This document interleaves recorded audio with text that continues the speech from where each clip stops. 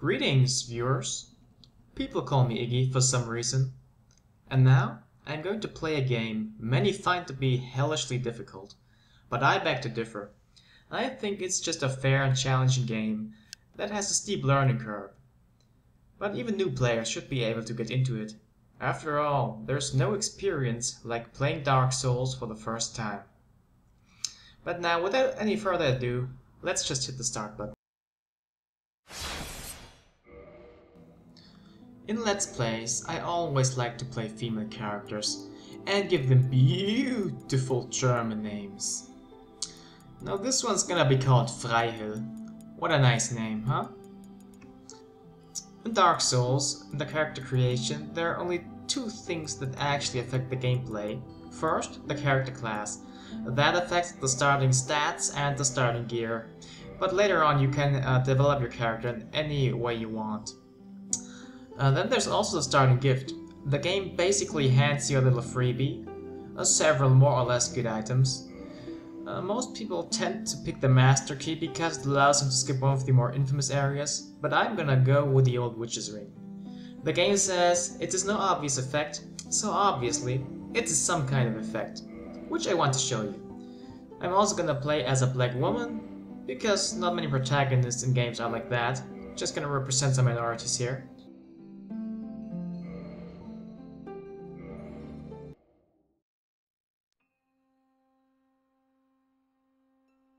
In the age of ancients, the world was unformed, shrouded by fog. A land of grey crags, arch trees, and everlasting dragons.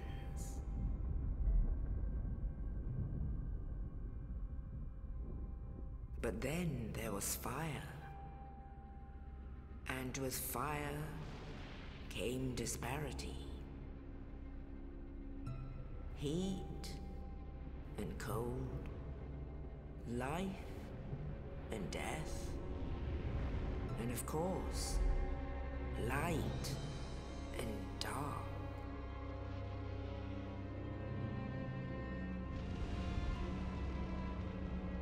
Then from the dark they came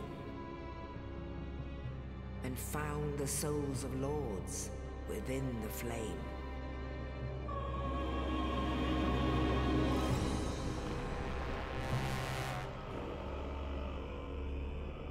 Nito, the first of the dead.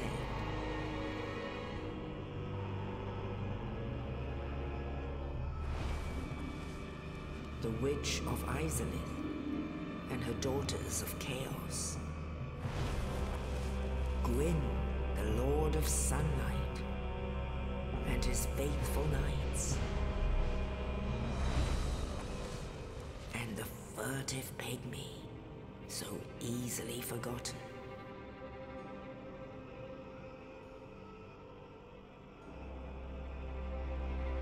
With the strength of lords, they challenged the dragons. Gwyn's mighty bolts peeled apart their stone skins. The witches weaved great firestorms. Nito unleashed a miasma of death and disease. And Seath the Scaleless betrayed his own, and the dragons were no more.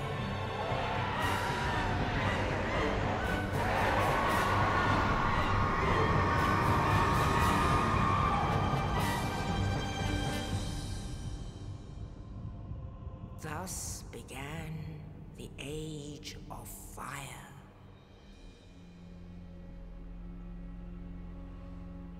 But soon the flames will fade, and only dark will remain.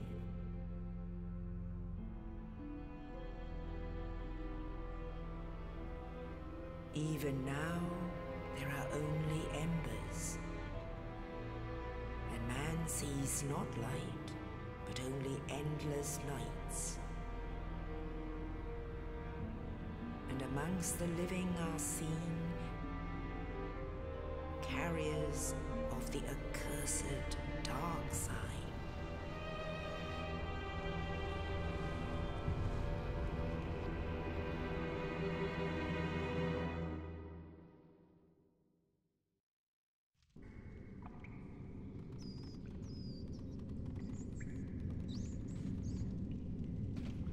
Yes, indeed.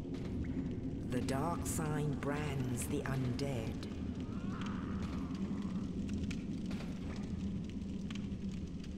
And in this land, the undead are corralled and led to the north.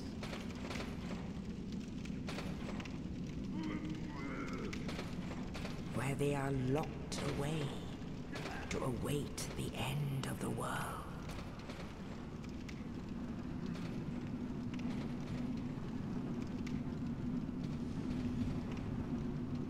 This is your fate.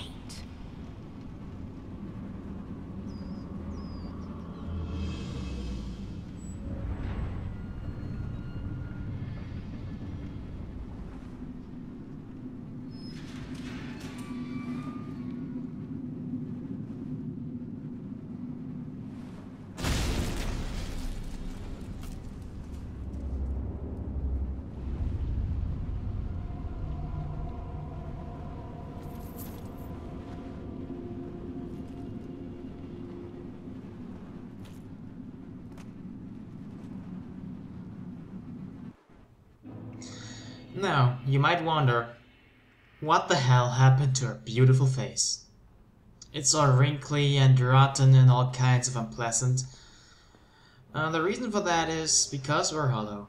In this game, pretty much every character is an undead. So's the player, and when an undead loses all their humanity, they go hollow. Usually they also go insane, but we're immune to that for some reason. And now, look at that guy, we might meet him at some point in the game, and this guy met his end at the hands of that thing, probably.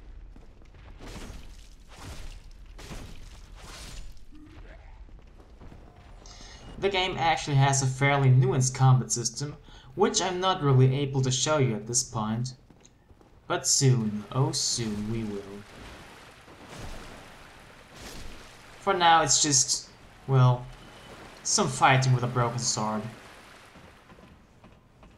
And after we climb up the snake eater ladder here, we will actually find something very important. Namely, our first bonfire. Bonfires in Dark Souls are the shining beacons that light the player's path. They also serve as, well, checkpoints. And if you rest at them, your health gets refilled. Whenever you die, you respawn at them. But now we can't really do much there. But later, we'll be able to do quite a few things with them.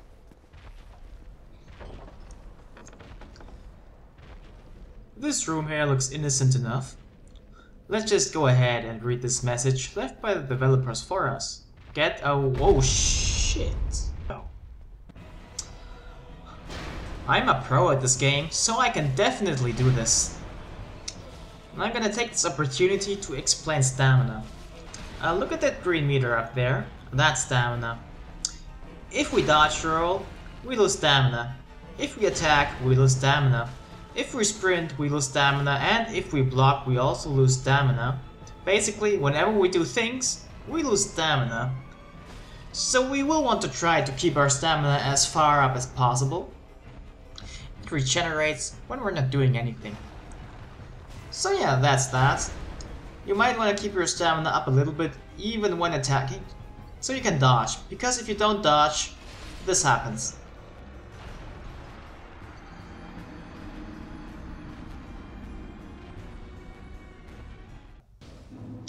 Death in Dark Souls is not failure.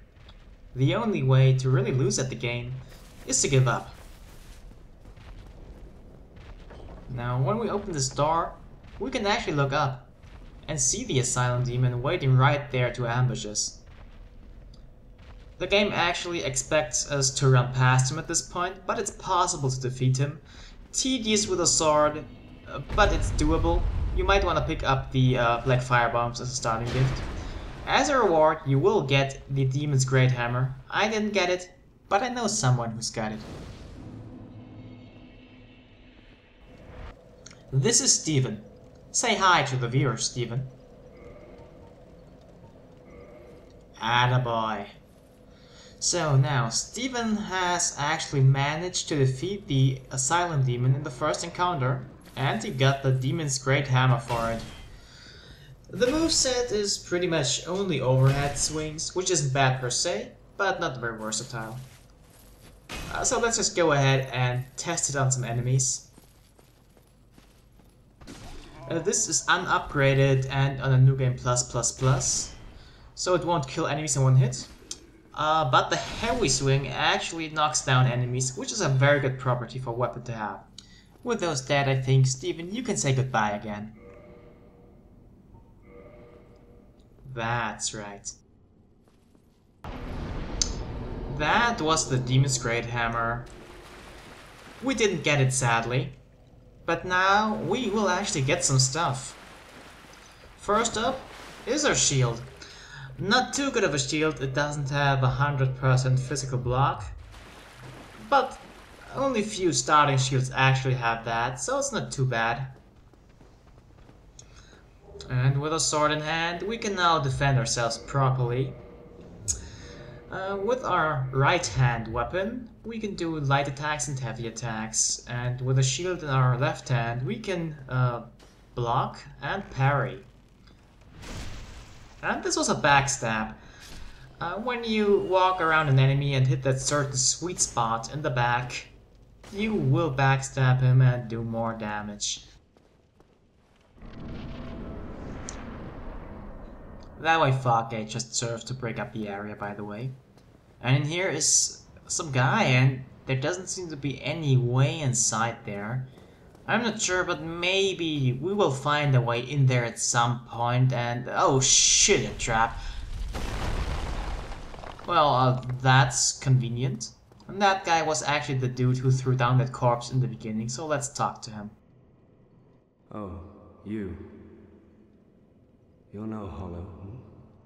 Thank goodness. I'm done for, I'm afraid. I'll die soon, then lose my sanity. I wish to ask something of you. You and I were both undead. Hear me out, will you? Regrettably, I have failed in my mission, but perhaps you can keep the torch lit. There is an old saying in my family. Thou who art undead art chosen, and thine exodus from the Undead Asylum maketh pilgrimage to the land of ancient lords. When thou ringeth the bell of awakening, the fate of the undead thou shalt know. Well, now you know, and I can die with hope in my heart. Oh, one more thing. Here, take this. An Estus flask, an undead favorite. One of the best items in the game. Oh, and this. Now I must bid farewell. I would hate to harm you after death. So go now, and thank you. So let's just leave and let him die in peace. No idea how he got in here though. Oh, a hole in the ceiling. Well, he probably fought the Asylum Demon and got knocked into here, through the air. And you just heard that noise there, just right? That was him dying. We also got 100 souls for defeating him. And I took some damage here, which sure wasn't intentional, to show you something in just a second. Now I said Estus flasks were one of the best items in the game. Now, if we use them, we heal. Now we used one. And now we have rested at the bonfire and we actually got the one we used back. Yeah, whenever we rest at the bonfire, we get back our Estus. This one gave us back 5, later ones will actually give us 10, and we will find a way to get 15 out of them. And that's a parry. Now, parries are harder to pull off than backstabs, but they do more damage.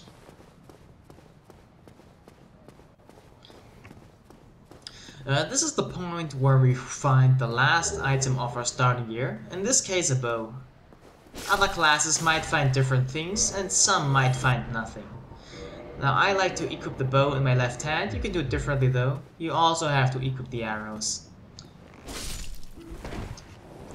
You can fire the bow by just locking onto enemies and then shooting with the normal light attack button. You could also manually aim though. There, I did that like a pro and I got hit twice. Now in here is actually the parrying tutorial. But I want to show you something different here. I'm gonna show you how to kick. How to kick. Kick. Yeah, there, that's right. That was a kick. If you push the analog stick forward and then the light attack button, you'll kick. And it'll break the opponent's guard. Now for plunging attacks. If you want to do a plunging attack, always two-hand your weapon. That way, you'll do more damage. Oh. Like this. Now this time, we are well equipped, and he should prove no match for us. It's pretty easy to dodge all of his attacks, and just walk back for a bit if you think you can't block something, but you actually can block most of them too. If he flies up like that, well, just walk back a few steps and you will be safe. And now, well, there isn't much to say about him because he's already dead.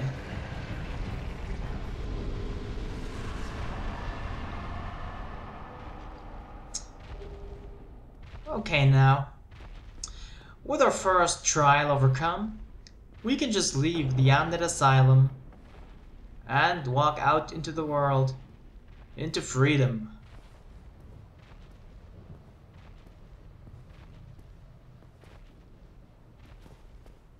Good job. Yes, that message by the developers tells us that we're good enough to beat the tutorial. Congrats.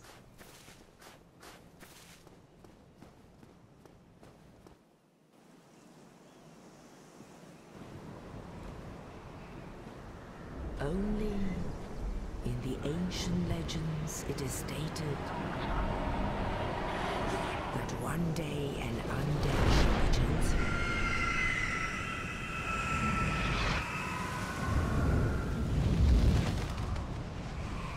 To leave the Undead Asylum in pilgrimage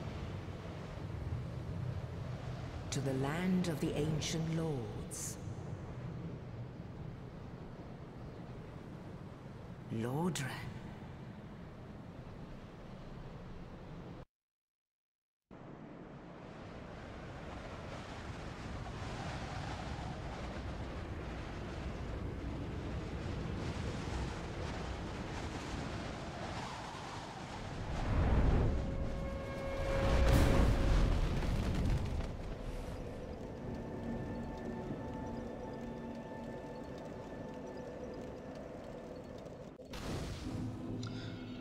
Firelink Shrine is going to be our main base of operations for most of the game. But now, instead of ending it right here, I think I'll just go and complete my begin the game ritual. I always do this, because there's quite a few items scattered around here. And I'm gonna show you that, because there's quite a few good ones as well.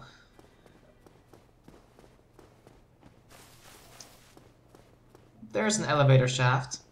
It's gonna be important to us later, but for now, well, we'll just drop down it. And here will be a few chests. I know it's hard to see here, but pay attention to the lower right. The chain should be curled up. It's important, just really pay attention to it. Curled up chain, important. Now Homeward Bones teleport us back to the last bonfire we rested at. Now we got a talisman as well, in case we want to cast miracles. Also Morningstar, and cracked red orbs basically allow us to invade other players' worlds. So the way PvP works is that we use an item and get into the world and fuck their shit up, if we're so inclined. Now a Light's Talisman, it's not too good of an item. We can throw it at an enemy, and that enemy will be unable to heal. Down here are actually two very good weapons. One of them is particularly famous, even though it got nerfed considerably with the latest patch. That's why I just picked up. It's still a very good weapon, one of my favorites. The Winged Spear is also very good, although it's not as good in the later game. But still, it's the first spear you'll find and it's better than the most of them you can buy. So now we got a mob of skeletons following us. That's hardly ideal. And up here, we found one before, but there's another soul pickup, a soul of a lost undead. Those allow us, if we use them, to gain some souls. Which means we can't lose them if we die. Unless, of course, we use them before we reach a bonfire. But for now, I hope you enjoyed this little episode. Goodbye, see you next time.